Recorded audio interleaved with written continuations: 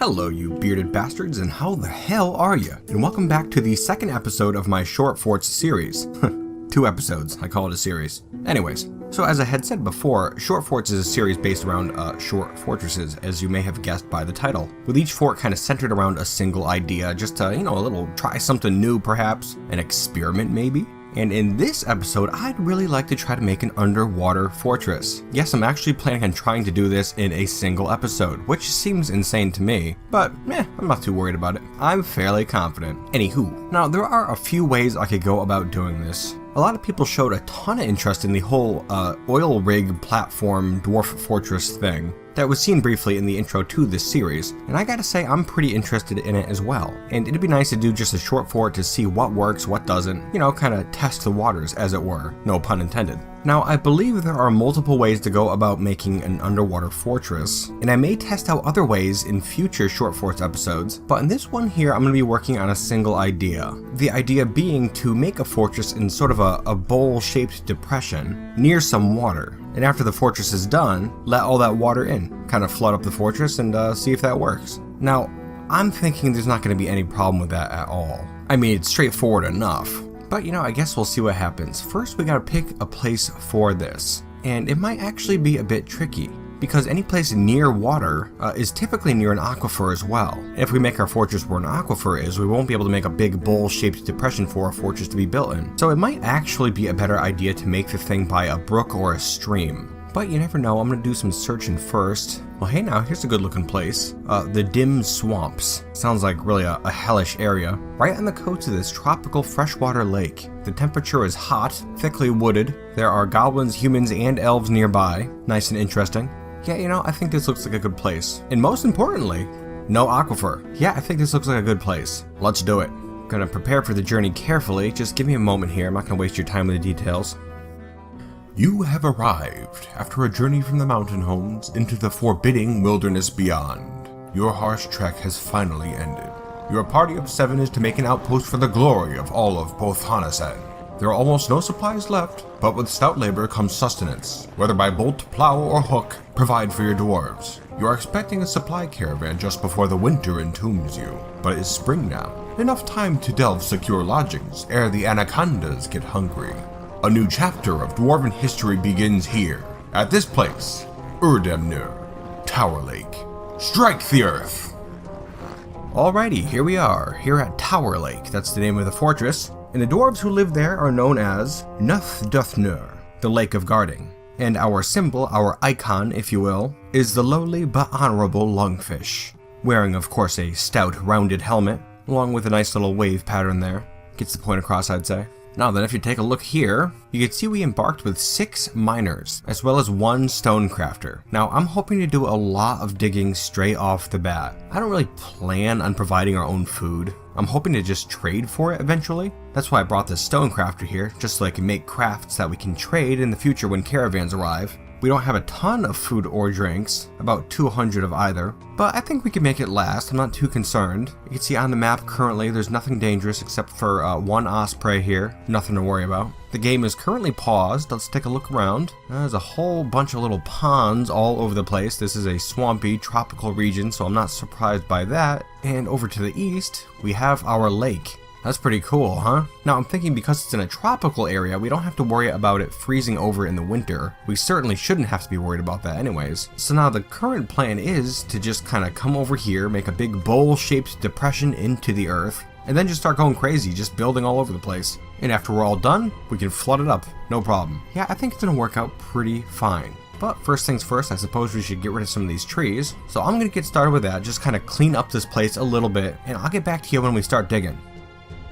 Alrighty, if you take a look here, you can see we've cleared away all those trees, and now we just have a bunch of logs laying all over the place. And I was hoping to move them over to the side here before we did any digging, but that's taking quite some time really. I mean, it's already midsummer. Yeah, it's taking much longer than I thought to get this whole thing started. Too much of a perfectionist, I guess. Now, if you look over here, you can see this small wooden building I made. There's a meeting hall in there, as well as a dormitory for the dwarves to sleep in. Nothing special there, just kind of bare bones. Now, we did have a migrant wave at one point. There were 6 adult dwarves as well as 6 children who really serve no purpose at this point. All part of the same family, a mother, father, their sons and daughters, as well as a couple nieces. Probably an interesting story behind there. And I'll tell you you what, I actually think I'm going to put all these guys in a military and just have them training straight off the bat. I think that's going to work out pretty well for us. When the traders come, we could hopefully get some nice weapons for them, possibly some armor. It's always very expensive. I guess we should start making crafts now. Anyways, over in this big open area here, this is where I plan on making the bowl-shaped depression for our fortress to be built in. I straightened out this beach right next to the lake a little bit, and I'll show you why in a bit. You'll see, don't worry about it. Anyways, digging, I'm gonna start digging right now. Let me just plan up a little shape here. There you have it. Something like that is just what I'm thinking. Kind of rounded,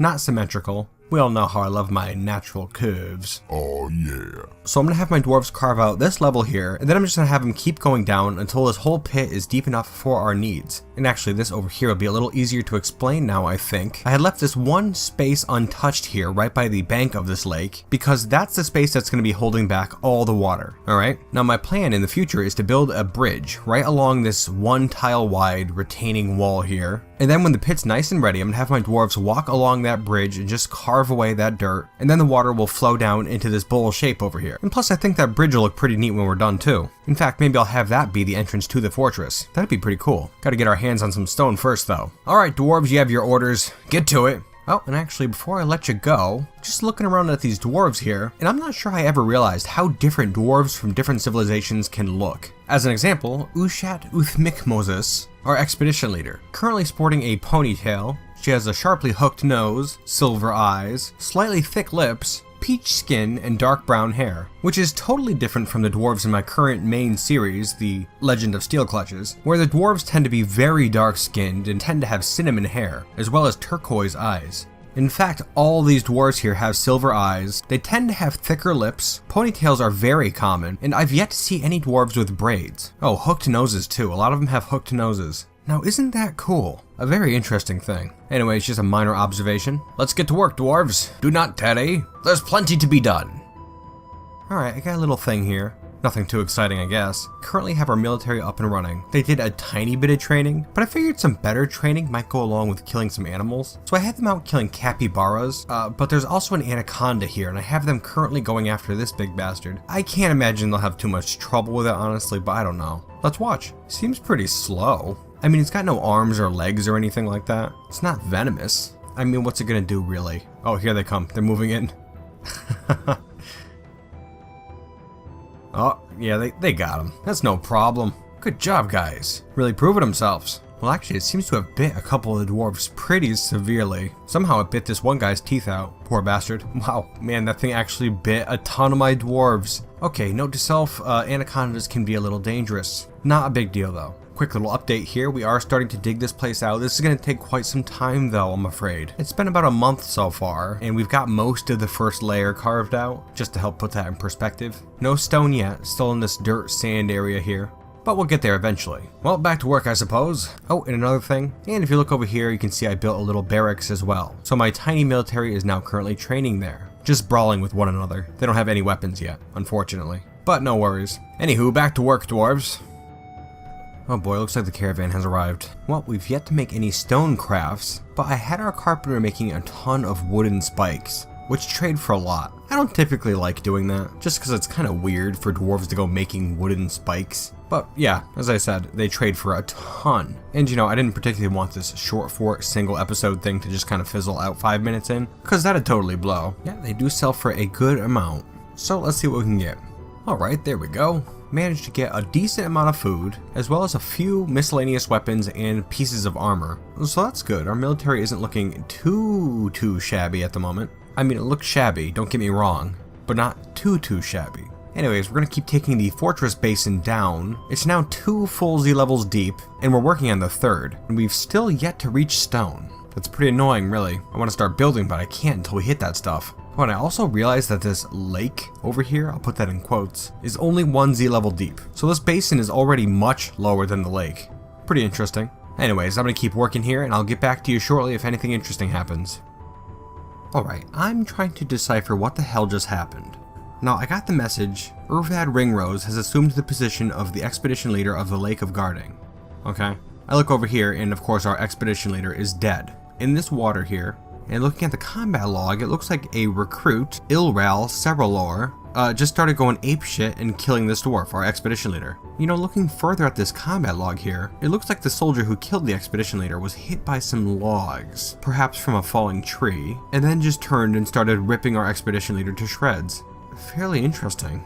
A fit of rage, perhaps? Maybe there was some long-standing tension there between the two. Yeah, that recruit is actually standing right here in this mist. I don't know why the hell those two were fighting up here. Very odd. Alright, well, back to work, I suppose. Got some devious dwarves who live here, apparently. Lots of cloak and dagger sort of stuff. I'll have to keep my eyes open.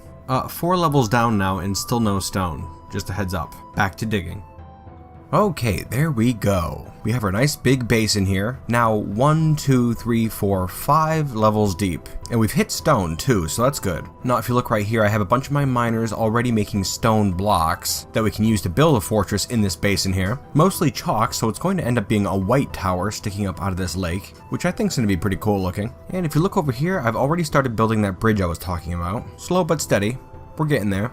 Other than that, there hasn't been too many incidents here in the fortress. Now, if you look down to the south of this main structure here, I built a tiny little hospital room. One of our soldiers was seriously injured when they climbed up a tree after a capybara managed to kill that capybara, but then were stuck in that tree. So we then cut the tree down and they broke their leg. Fairly typical, really. Oh, and up here we have an insane child. They didn't have the materials they needed to make their artifact. Fairly run-of-the-mill stuff, honestly. These anacondas keep popping up on the map here, but the military has no trouble with them anymore. I say that, watch this one rip them to shreds. Here comes the military.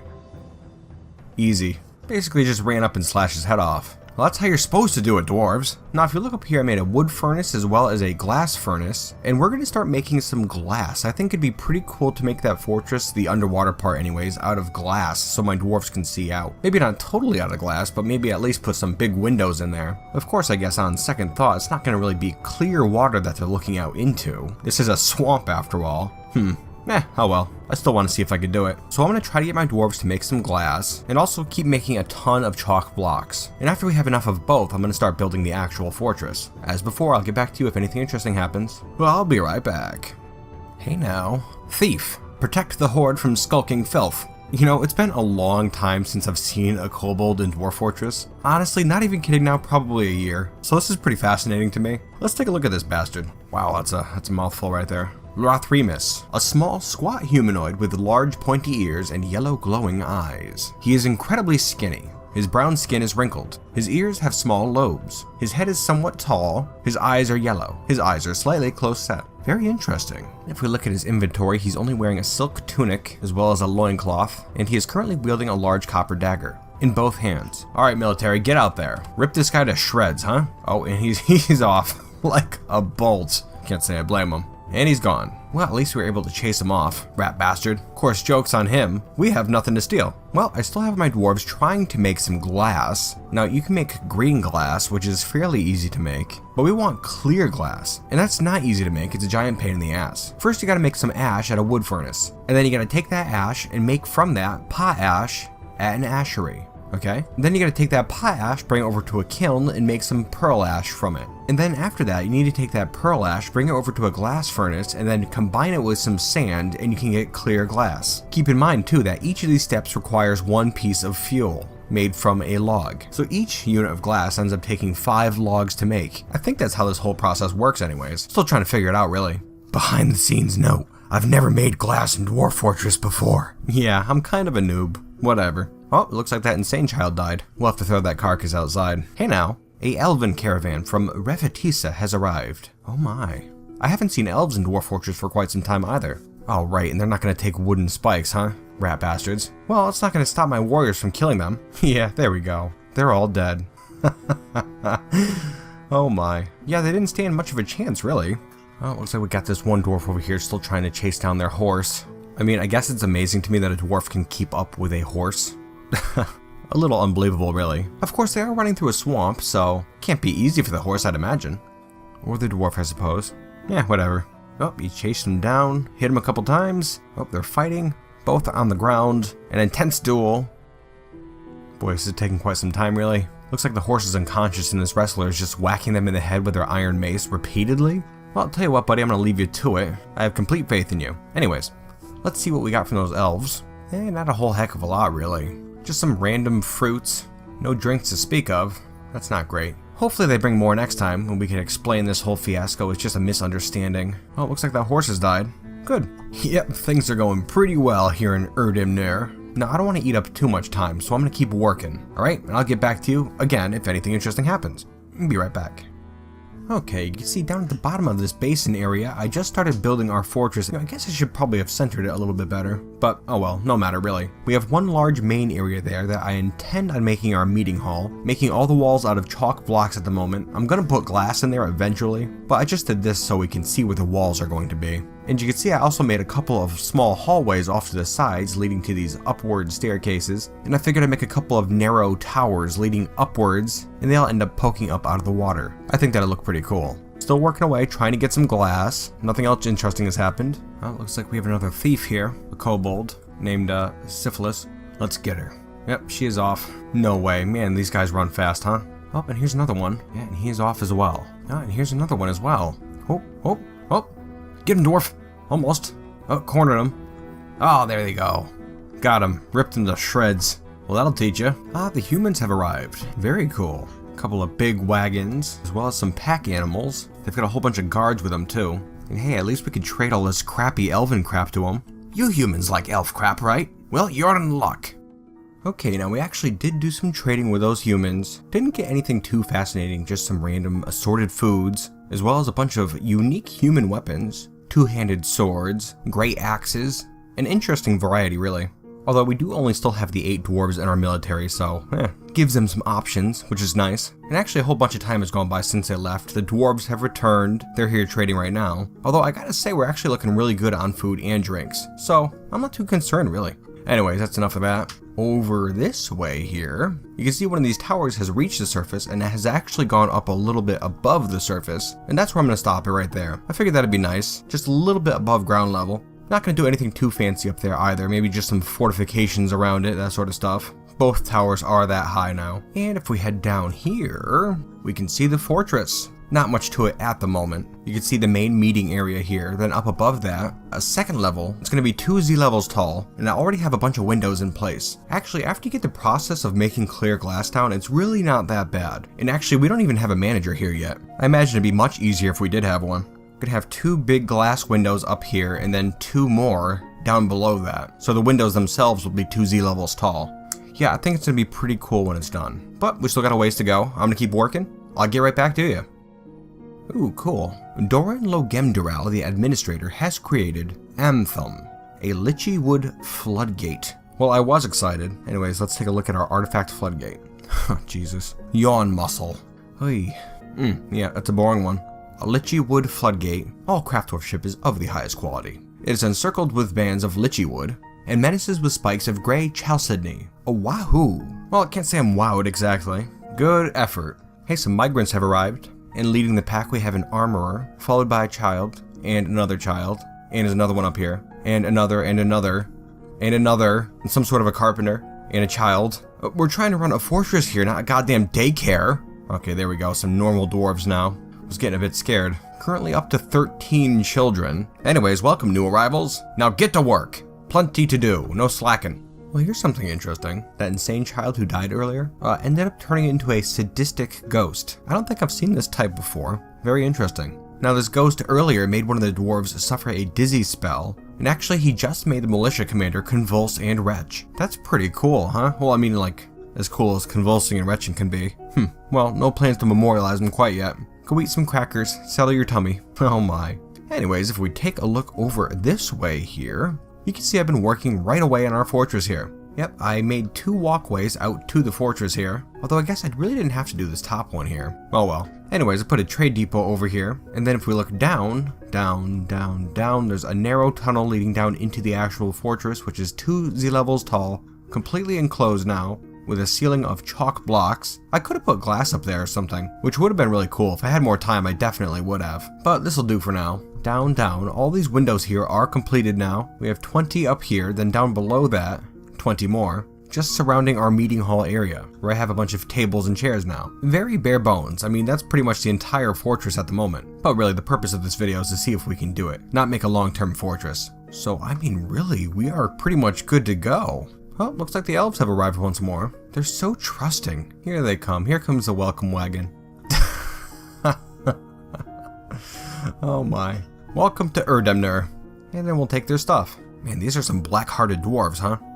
Anyways, alright, just cleaning up operations down here at the bottom of this moat area. Moat, lake, whatever you want to call it. Get rid of the staircase here. We don't want any dwarves stuck down there when we let the water in. And there we go.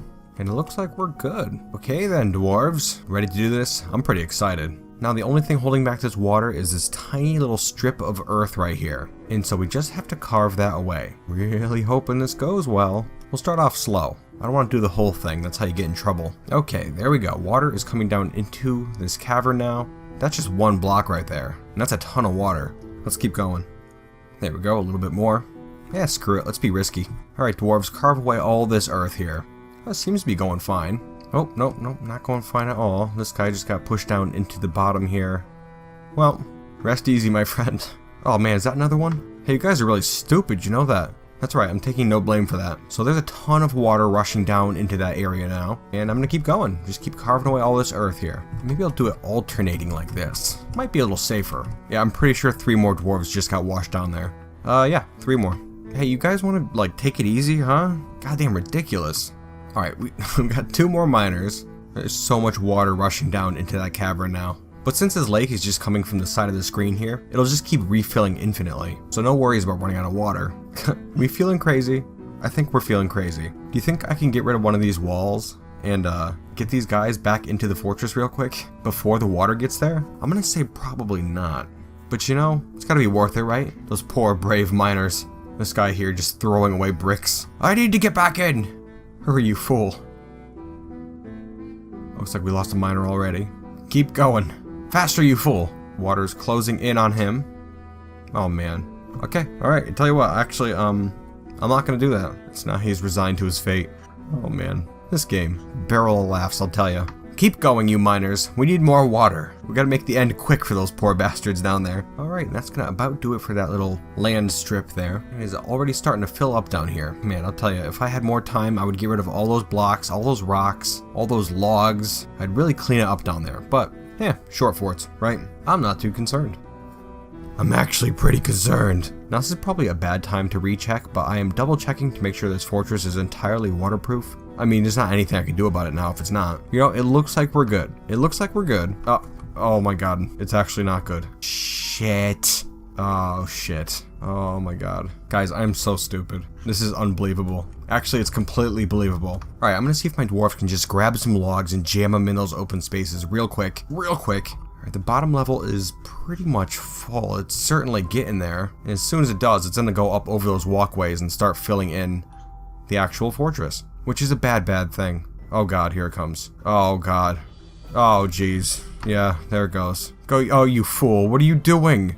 That's a very foolish thing, you dwarf. Go, you brave dwarf. Yeah, I don't think there's a chance in hell. Cancels construct building. Building site submerged. Okay.